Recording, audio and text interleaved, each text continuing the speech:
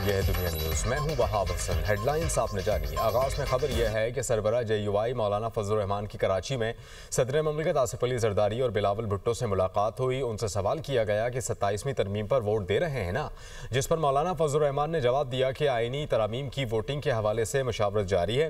8 سے 9 ماہ میں پھر آئینی ترامیم آ گئیں۔ PP قیادت نے مشورہ دیا کہ آپ کو آرٹیکل 243 پر ووٹ دینا چاہیے۔ ذرائع کے مطابق اہم ترین مشاورتی ملاقات میں وزیر داخلہ محسن نقوی اور فریال تالپور بھی موجود تھیں۔ مولانا اسد محمود، راشد شمرو اور مفتی ابرار بھی اس ملاقات کا حصہ تھے۔ 27ویں آئینی ترمیم کے خلاف اپوزیشن اتحاد کا ملک گیر تحریک چلانے کا اعلان۔ سینیٹ و قومی اسمبلی میں نامزد اپوزیشن لیڈر نے باقاعدہ تحریک کا اعلان کیا۔ علامہ راجہ عباس نے کہا کہ 1971 میں پاکستان ٹوٹا، اب ایک مرتبہ پھر تاریخ کے نازک موڑ پر آ چکا ہے۔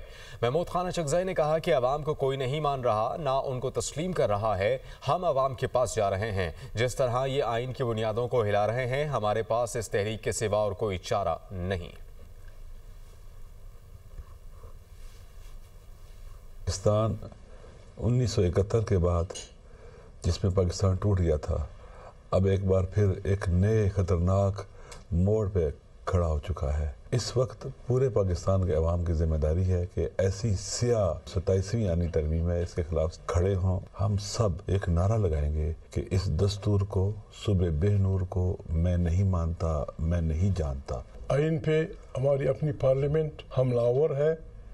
جب پارلیمنٹ ایک ڈیبیٹنگ سوسائٹی کی شکل اختیار کر لے، چونکہ پارلیمنٹ عوام کی نمائندہ ہے، عوام کی طاقت سے یہاں لوگ پہنچتے ہیں، ان کو کوئی درخور اعتنا نہیں مانتا، اس لیے ہم ڈائریکٹ عوام کے پاس جا رہے ہیں۔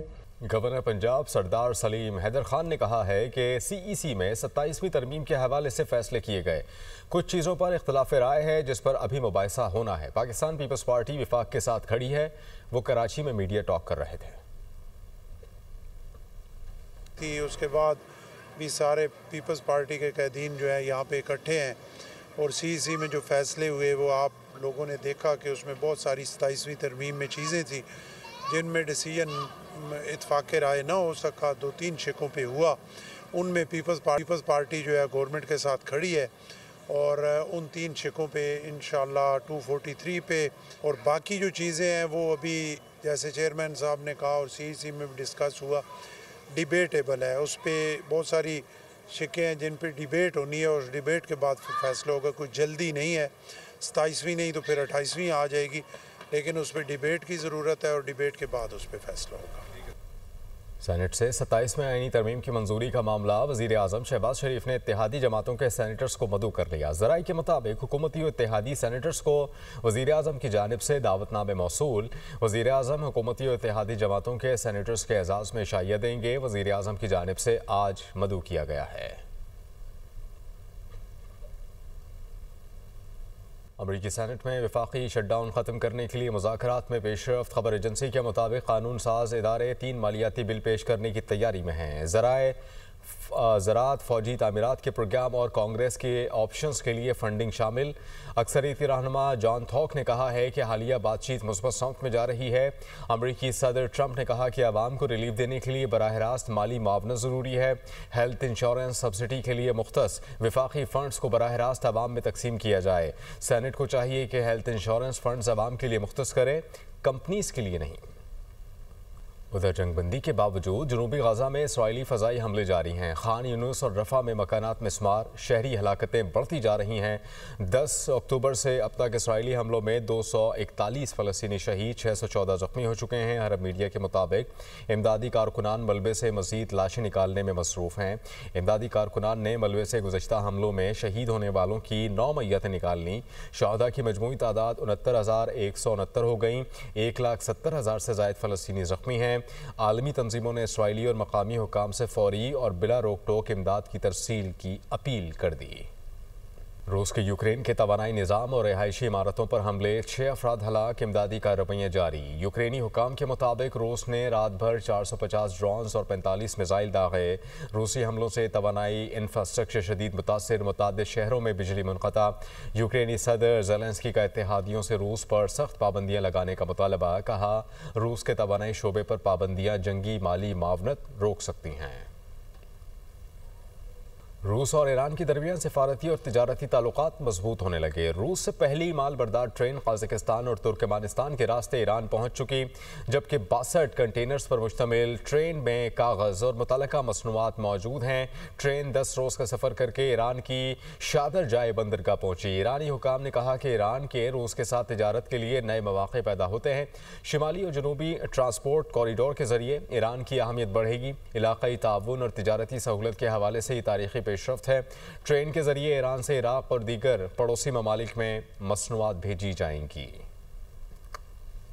وفاقی کابینہ نے آئین میں 27ویں آئینی ترمیم کے مسودے کی منظوری دے دی۔ وزیر اعظم شہباز شریف نے باکو سے ویڈیو لنک کے ذریعے اجلاس کی صدارت کی۔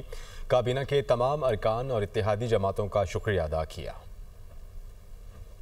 وزیر اعظم شہباز شریف کی زیر صدارت وفاقی کابینہ کا اجلاس، 27ویں آئینی ترمیم کا مسودہ منظور۔ وزیر اعظم نے اپنے خطاب میں کہا، ملک کے وسیع مفاد میں 27ویں آئینی ترمیم کے لیے سب نے مل کر کوشش کی۔ وزارت قانون و انصاف، اٹارنی جنرل اور ان کی ٹیم لائق تحسین ہے۔ ترمیم پر قائد میاں محمد نواز شریف سے بھی رہنمائی حاصل کی۔ صدر مملکت آصف علی زرداری کو بھی اعتماد میں لیا۔ اتحادی جماعتوں کے سربراہان بلاول بھٹو زرداری، ڈاکٹر خالد مقبول صدیقی، عبدالعلیم خان، خالد حسین مقسی اور چودھری صالح حسین کا شکر گزار ہوں، جنہوں نے اس مسودے کی بھرپور تائید کی۔ ایمل ولی خان، اعجاز الحق اور دیگر سیاسی رہنماؤں سے بھی مشاورت کی اور انہیں آئینی ترمیم کے حوالے سے اعتماد میں لیا۔ وزیر اعظم کا مزید کہنا تھا، اللہ کے فضل و کرم سے ملک میں سیاسی اور معاشی استحکام کی بدولت ملک کی سمت درست ہوئی۔ ملک کی ترقی اور خوشحالی کے لیے سب کو مل کر کام کرنا ہے۔ وزیر اعظم کی ہدایت پر وزیر قانون و انصاف نے میڈیا کو ترمیم کے خد و خال پر بریفنگ دی۔ وفاقی وزیر اطلاعات عطا تارڑ کہتے ہیں کہ یہ تاثر غلط ہے کہ پسند ناپسند پر تعیناتی ہوگی۔ حکومت کے پاس 2/3 اکثریت موجود ہے۔ پروگرام ٹونائٹ وتھ سمر عباس میں گفتگو کرتے ہوئے وفاقی وزیر اطلاعات کا کہنا تھا کہ وزیر اعظم نے کابینہ میں بتایا کہ ایمل ولی خان بھی آئینی ترمیم پر ووٹ دیں گے۔ آزاد اراکین اسمبلی سے بھی رابطے میں ہیں۔ 27ویں آئینی ترمیم آسانی سے پاس ہو جائے گی۔ 2/3 میجورٹی تو موجود ہے کہ جلد انشاءاللہ تعالی یہ دونوں ہاؤسز سے منظور ہو جائے گا، اور یہ بڑی ہی سموتھلی ابھی تک پروسیس چل رہا ہے اور انشاءاللہ سموتھلی ہی یہ پروسیس چلے گا۔ اور آج جب کابینہ کی بھی میٹنگ ہوئی تو پرائم منسٹر نے یہ کہا کہ ہمیں انشاءاللہ تعالی امید ہے کہ ایمل ولی خان صاحب ANP جو ہے وہ بالکل اس کے لیے ووٹ کرے گی۔ دیکھیے ہمارا رابطہ بالکل آزاد سینیٹرز کے ساتھ ہے، ان سے بات چیت بھی ہے، ان کو ریکویسٹ بھی کی ہے، تو آزاد سینیٹر سے بھی یہ امید کی جا سکتی ہے کہ وہ اس کے لیے ووٹ کریں گے انشاءاللہ۔ دیکھیے وہ تو ایک لا منسٹر کے مطابق ایک انوملی تھی جو کریکٹ ہونی چاہیے تھی، تو وہ بس اس کو صرف درستگی کی گئی ہے، اس کی کوئی خاص وجہ یا کوئی ایسی چیز ذہن میں نہیں ہے۔